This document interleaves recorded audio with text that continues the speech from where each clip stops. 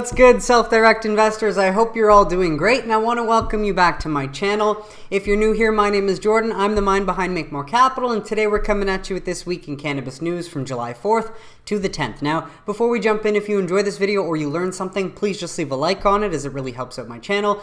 And of course, if you want to learn how to take advantage of this generational investment opportunity, subscribe below so that you don't miss any future videos, and there's plenty of content for you to go back, rewatch, and educate yourself with. I've tried to put all the news and facts in one place so that you can watch episodes over time to learn about the evolution of the industry, identify top companies that you keep seeing pop up, and take advantage whenever you feel ready if you wish to do so. But we're going to start with this preliminary news from Akerna, shared by the Dales Report. So thank you, the Dales Report, for finding this and sharing, as apparently preliminary sales of cannabis product is out courtesy of Akerna for July 4th weekend. And the firm says shoppers spent a total of $255.5 million on July 4th alone, which compares to $206 million in legal cannabis sales Akerna expected last year for July 4th.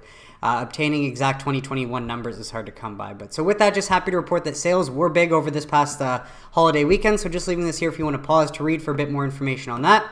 But we will move along as Montana sets sales record in June for recreational cannabis, which we love to see. One of the newly launched markets in 2022, Montana saw a record number of recreational sales in the month of June as the state brought in more than 17.2 million of adult use sales. It's the first time since the recreational sale of cannabis became legal that the state topped the $17 million mark. So good job, Montana. Latest cannabis state sales numbers were reported Thursday by the Montana Department of Revenue. Combined with medical cannabis sales, Montana reported nearly 25 million in total sales and have seen more than 148 million in total sales since the beginning of this year and launching. So again, good job, Montana. Already seeing the benefits of ending cannabis prohibition already. Lots of jobs, tax revenue going back to your citizens, also proving that the demand for legal cannabis is very strong. While we move over to New Mexico, cannabis sales neared 38 million in June, as the latest sales data shows that New Mexico retailers sold another 21.2 million of recreational cannabis in June. That means cannabis sales have remained fairly constant over the last few months, again reiterating that the demand for legal cannabis is strong, as opposed to just having the legal option, while Albuquerque's retailers continued to earn the most, selling over 7 million worth of recreational cannabis last month. Latest report from the state's Cannabis Control Division shows. And so there's a bit more information down here if you just wanted to pause to read for a breakdown. But again, good to see New Mexico also seeing the benefits of ending cannabis prohibition and launching their adult use program already. And so we move on to the Office of Medical Cannabis Use for Florida. If we look at this past week from July 4th to the 8th, we can see that one MSO HT Medical Cannabis opened a new dispensary in St. Petersburg. We see the qualified patient count this week in Florida did increase to 736,212, which represents an increase of 1,845 patients week over week. So good to see more patients being recruited for a safer, non-addictive medicinal alternative in Florida. Well, if we look at this dispensations for July 1st to the 7th, and we can see all the MSOs that operate in the state of Florida with the number of active dispensaries that they have open selling cannabis. And then these columns show us the number in milligrams of THC sold this past week, the number in milligrams of CBD sold, and the number in ounces of smokable flower sold this past week. And so obviously we can see steady, strong sales across the board. And while you might have been thinking that there might have been more sales for July 4th, keep in mind Florida is still a medical only market. And we typically will see that big spike in the markets that have legal recreational. But with that, to the last of the sales data from new cannabis ventures. As most cannabis markets experience annual declines in sales in May, which is typical before they trend back up in July. And so with that, we're going to go through the eastern markets and western markets. BDSA provides coverage for Florida, Illinois, Maryland, Massachusetts, Michigan, and Pennsylvania. In May, year-over-year growth ranged from negative 10.2% in Maryland to 23.6% in Michigan. And note that Florida, Maryland, and Pennsylvania are still medical only markets as well. And so we're going to stop at Florida. But the main thing I want to point out is just to highlight how in my last video, looking at Illinois sales figures, we noticed that it was March, July, and December are the three biggest months where we see just a massive increase in the volume of sales. We typically see that trend forward in the right direction until we get to the next March, the next July, or the next December. And I just want to use these visuals as a prime example of that. So you can pause to read for a bit more info on the breakdown, but just want to again highlight, even for medical only market that is Florida, we can see March 2021, July 2021 was similar to what we saw in March, but then jumped back up in December of 2021. Then we saw the next increase came back in March of 2022, followed by a strong April and a similar May. And so it'll be interesting to see if this trend carries forward into June and July, but do keep in mind Florida is a medical-only market, and we'll typically see this trend from the big jump up in March, big jump up in July, big jump up in December from markets that have launched for recreational use, especially in the first few years before the markets mature. And so keep in mind, just as we compare with Maryland, which is another medical-only market much like Florida, unfortunately it doesn't have the population growth that Florida has organically that allows these sales to grow, and so we see Maryland actually losing sales year over year. year. So while it's unfortunate, do keep in mind Maryland is going to legalize for adult use hopefully in 2023, get that on the ballot in 2022, and so that flip of the switch allowing for adult use as well is going to help drive Maryland's unfortunately slowing medical sales. But so with that, we're going to move on to Illinois. So this does not include the recent June sales for Illinois that I covered in my midweek video. You can grab the link in the description and click the midweek update to check that recent one out. However, you can pause to read for the breakdown of May sales. But again, just since we have the visual, I want to show you this trend. They launched for adult use on January 2020, then we see by March 2020 another record month, July 2020 another record month, and then December 2020 another record month. And then we move forward, March 2021 another record month, July 2021 another record month, and then December 2021 another record month. Now, March 2022 is not a record, but it was a big jump up from a falling January and February. So again, just highlights, wow, interestingly enough, our consumer behavior seems to be March, July, and December. So just wanted to point that out because I did find that fascinating. While Maryland, unfortunately, medical-only market that has been going for a long time and starting to mature, but needs that recreational boost that will likely come next year. We can just highlight, let's just go from March 2020, we saw a record month. Then July 2020 saw a record month. And then December 2020 saw a record month again. Before, a record month in March 2020, and then started to slowly downtrend from July 2021 down to December 2021, but still the strongest months that we're seeing. So nonetheless, just very interesting. And I'm going to point that out because it's literally the fact for every single market. Massachusetts, you can pause to read for a bit more info, but if we take a look, March 2020, and this was recently after launching for adult use, so that was a bit of a lull here, but then we can see that the trend picks up. July 2020, back up to December 2020. Again, maybe not, it might be a record, it's hard to see there, but then we move forward, March 2021, then July 2021, and December 2021. So following that trend in Massachusetts as well, which is very fascinating. Michigan, you can pause to read for a bit more info, but as well just to highlight a newly launched adult use market, March 2021, record month, July 2021, record month. And while December 2021 was not a record month, it was a little bit lower than what we saw maybe in July and August, but still a strong month before seeing, March not pick up again. See that more in April. But again, Michigan is a very different market from some of the other ones because it has an unlimited license structure, which allows any operator to open a dispensary, source cannabis and sell it through there, from my understanding. And so nonetheless, Michigan's been a bit different from the others, but just interesting to point out that trend in a lot of them. While Pennsylvania, you can pause to read. But again, March 2021, we saw a record month. Before another record month in July 2021, another lull period before a strong December that keeps in line with the March and July totals. And then we see a bit of a lull before March picks back up in 2022 as well. Now keep in mind, Pennsylvania is a more mature medical-only market as well. So once they get that adult use launch, that's going to help those sales figures start shooting up in the right direction like some of the other markets. And so with that, Western markets, BDSA provides coverage for Arizona, California, Colorado, Nevada, and Oregon. In May, year-over-year growth ranged from negative 25.4% in Nevada, the toughest market by far, to negative 10.2% in Arizona compared to a year ago. And obviously there was a lot of buzz that they were going to legalize, and so that sort of set the tone, and they've been trying to climb back ever since. So you can pause to read a bit about Arizona, but let's see. Since launching April 2021, we can see July 2021 was the strongest month after that. And then December of 2021 was the second strongest month after that. And so the trend continues, a bit of a lull in January and February before a strong March. We're going to see if things head up in that direction. So before we go to California now, as these are more mature markets, it doesn't apply as well. If we start in the summer of 2019, we can see a record number of sales in July here. If we move over to December 2019, another record number of sales. Over to March 2020, another record number of sales. July 2020, another record number of sales, and obviously this is helped by California's massive population, but the fact that the market, even during these times, were severely undersupplied and there was illicit market thriving, does give us a lot of hope for the future as California is trying to buckle down, tighten on that illicit market and allow the legal market there to flourish. Before another strong December 2020, not as strong as July or August, but still significantly strong, before a bit of a lull period, and then a big jump in March of 2021. This is likely when stimulus checks were handed out, so people had a bunch more money to spend, and that's why we did see April surpassing July, but nonetheless, still strong sales in July, before heading down to December, which was the strongest sales month in a period of time since July even. And so with that, a bit of a lull period before a strong March 2022, heading back up in that direction. So nonetheless, just fascinating to point out, and we can also see this in Colorado, one of the most mature market in the country, so you can pause to read for more information, but nonetheless, we'll start in 2020. And do keep in mind, at this time, it would have been Colorado's 5th or 6th year with an adult use market, so they're much closer to maturity than any of the newly launched adult use programs that we get to watch this big ramp up from year 1 to 3 or year 1 to 5. And so with that though,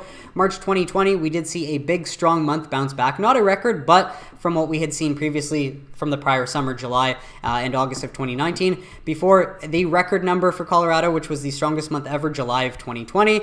And then unfortunately, we did see it fall quite a bit into December, but hard for sales to keep up with that. It almost seems like a lot of the tourists went to Colorado, maybe because it was open during the pandemic. That could have been the case and a big driver of sales.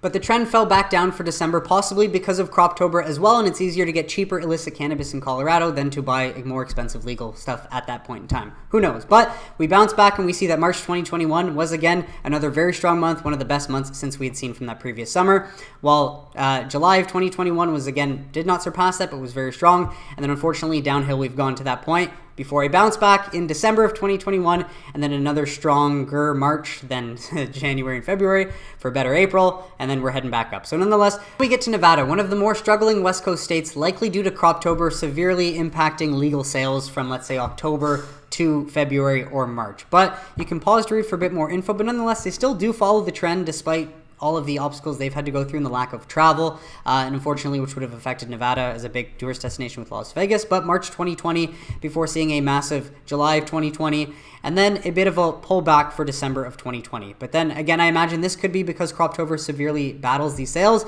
and then we see a big jump back up in March 2021.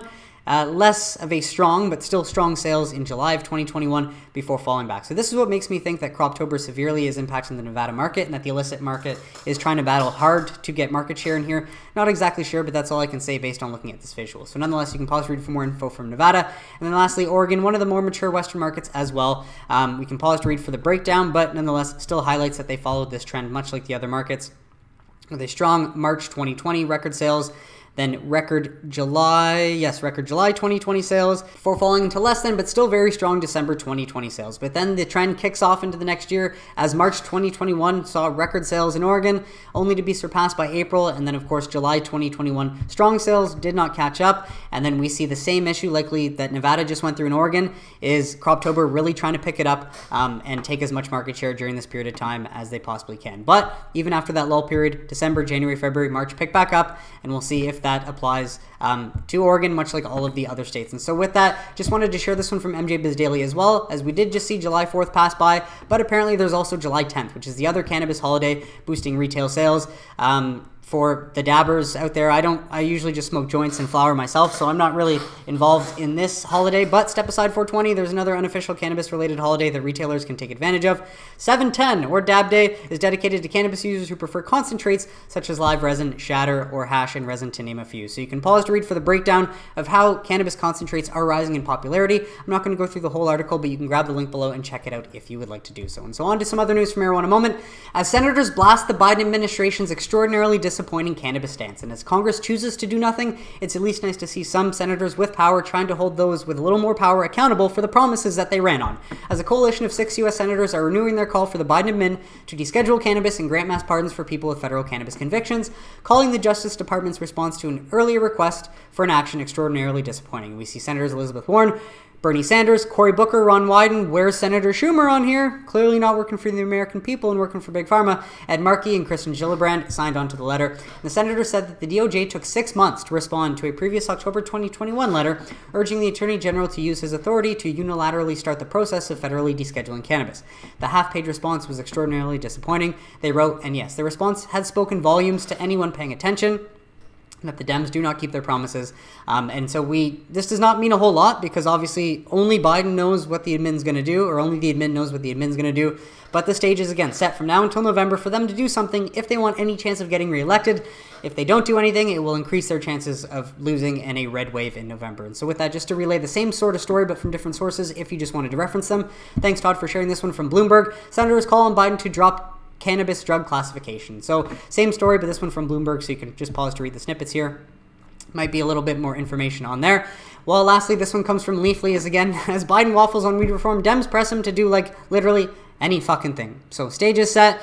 We don't know what the Biden administration is going to do. Only the Biden admin knows, but from July 9th, where we sit today, until November, it is ultimately in their hands, and will be interesting to see whether Congress can get anything done from now until then, as it shouldn't have to be Biden's job. It should be those in Congress like Schumer, Wyden, and Booker, who said that they were going to work for the will of the American people and do something that 91% of Americans agree on. So yeah, we're waiting for you. With that though, just want to share a bit more. So Todd Harrison shares this one from Height.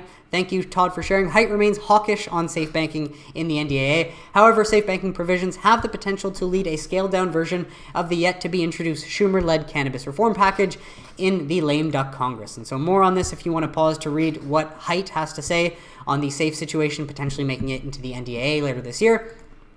There's a bit more information here as well. You can pause to read there. Well, this was an interesting share, especially after the news that the FDA has banned Juul e-cigarettes last month. So Todd Harrison poses the question, big tobacco needs a growth driver. Brady Cobb Law, any ideas? And I don't think there's any industry that they're likely keeping an eye on more closely than cannabis, especially since Altria faces many hurdles after this recent ban, while Altria does also hold a small ownership share in Cronos Group, which is a Canadian licensed producer that would give them sort of access to studying cannabinoids and, an early head start into the cannabis industry. But also just to highlight, Altria has stepped up share buybacks since Q4 and plans to keep its investment in AB InBev in the near term. So if Big Tobacco is already invested in alcohol, what's another growth driver that they can diversify into?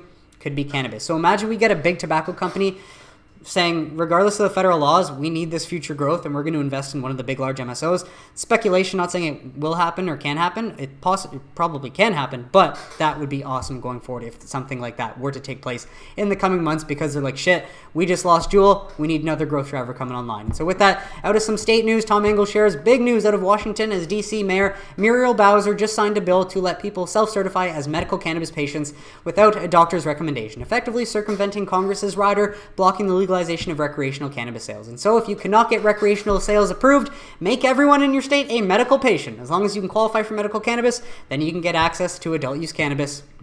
That's one way around it. Well, we got news, this one from Sam Reisman, so thanks to Sam for sharing this one, is apparently the New York Office of Cannabis Management has published the cease and desist letters it sent to 52 businesses identified as selling cannabis without a license. So I am happy to see this, as apparently New York is finally taking small but sure steps towards combating the illicit market that has been thriving since they legalized adult use but did not launch an adult use program. No retail licenses for recreational cannabis have been issued in New York State yet. And so while this is obviously a step in the right direction, we would want to see them launch their adult use program in line with this, just so that they can get some legal sources online for the citizens of New York to buy their cannabis from. That would be helpful, but they're saying by the end of this year, so let's not hold our breath, but let's be optimistic and hope that they can get that done. And so with that, this one comes from Senator Ann Wishart out of Nebraska, as apparently it's official. We turned in 184,000 signatures to put medical cannabis on the ballot. We will know in the coming months if it was enough to qualify. Every signature represents a person who had the guts to go out and ask a person who had the heart to sign. So thank you, Nebraska. Good job, Nebraska, for getting the signatures. Hopefully this can get that on the ballot so that you can legalize for medical cannabis, while Arkansas activists set to turn in double the signatures needed to put cannabis legalization on the ballot. So good job, activists out of Arkansas, as this could become a reality sooner than later. A spokesperson for the campaign, Steve Lancaster, told KFSM TV that advocates plan to turn in 2,000 signatures of Arkansans, and that would far exceed the 89,151 valid signatures that are required to qualify for the ballot. So still early on, but just happy to report, and I will report when Arkansas officially does get the required signatures that they need to be on the ballot. So some news out of MSOs just to share, as Columbia Care announces approval of business combination with Cresco Labs at special meeting with shareholders. So happy to announce the overwhelming Columbia Care shareholder support with 98.5% of votes cast in favor of the business combination. So happy to just say that the progress is moving in the right direction to close this acquisition, hopefully in the fall or before the end of this year. And that would, obviously make my largest holding that much more of a behemoth and able to compete with the other large MSOs in time as they scoop up Columbia Care's assets.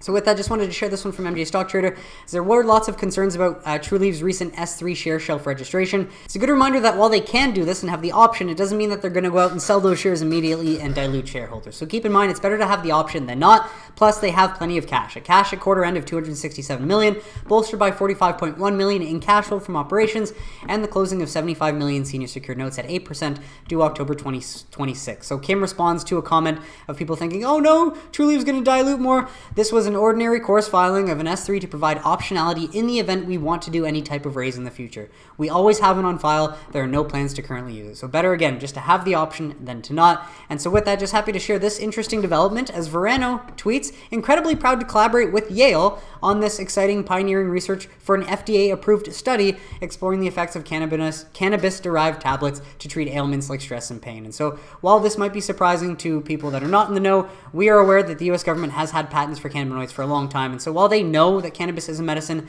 It's like they've been doing everything to maintain the status quo and hold off on actually approving studies for it as long as they possibly can. But it seems like they're getting to that point, so I'm not going to go through the whole study, but you can grab the article link below. I will feature it. As FDA approval allows CT Pharma, which I believe is a subsidiary of Verano, otherwise they wouldn't be tweeting this, to provide Yale with cannabis for research. But it is a real pain in the ass to see that every loophole that can be exploited in order to start researching cannabis without changing the status quo and descheduling cannabis seems to be the play, because with that one we've also got the NIH. Cannabis and its constituent cannabinoids are being studied for the potential to relieve pain and possibly serve as a partial substitute for opioids. Basically because of everything I said in the last video. They know it's medicine, they're just studying it on their own terms as opposed to keeping campaign promises and giving the plant back to the people and descheduling it, which we want them to do. So do not stop the fight. We need to make noise so that we can get this plant descheduled, but nonetheless just highlighting that normalization is taking place, as we can see from Yale and from government agencies actually. And so with that, just wanted to share a few more stories. This one from thestreet.com. I'm not going to go through it, but you can grab the link below, as they highlight cannabis sales could do something surprising in a recession. With growing signs of an economic slowdown, use of cannabis may be headed in an unusual direction. And so with that, they insinuate that the use of cannabis will head up, and therefore, if we head into a recession, the sales of cannabis will possibly go up because of that. And so more information down if you wanted to grab the link and read that. While we've also got a new study shows flower still reigns supreme in the US, Canada as consumer favorite. And so I do say that flower is king, and while it is good to see other product variations are becoming more popular, according to data published in the International Journal of Drug Policy, Canadian and U.S. cannabis consumers predominantly consume cannabis flower over the other product formulations. And so I won't go through this one as well, but you can grab the link below if you're interested in learning more about the study.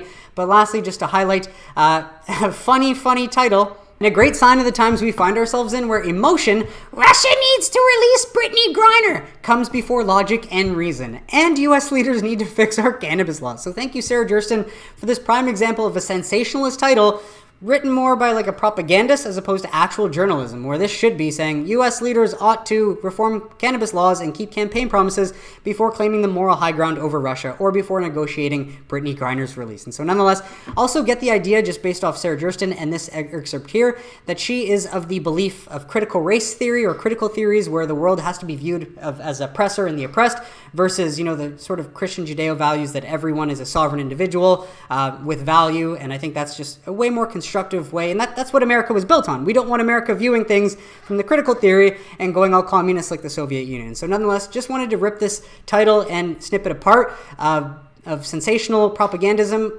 compared to what actual journalism should be and how it could be. So I'm not going to go through this whole article, but I use this as another prime example to show how mainstream media has become so contaminated with ideology, because we've got a young propagandist here. I wouldn't necessarily call her a journalist with this sort of tone, using the USA Today to express her personal views to many of Americans, believing that Brittany Griner would be arrested in the US today because she's black and that all cops are racist, and not because the US has the same outdated cannabis laws that Russia holds. Like, it's just moronic and leads to mass delusion, like thinking defunding the police is a good idea. Like, are you serious? When in reality, it's a small group of ignorant people that may be loud, but they really believe that all cops are racist, and they resent cops for that reason, based on what they see on social media, based on what the algorithm shows them, based on their own scrolling habits. Or social equity, for example, another very popular term and thing that's being implemented into cannabis industries on the East Coast in very left-wing states, believing that they can organize this industry from the top down as politicians when they have no practical business experience whatsoever, and all businesses and industries are usually built from the ground up, from the people that actually know what they're doing, and the best thing for that success is for the politicians to stay out.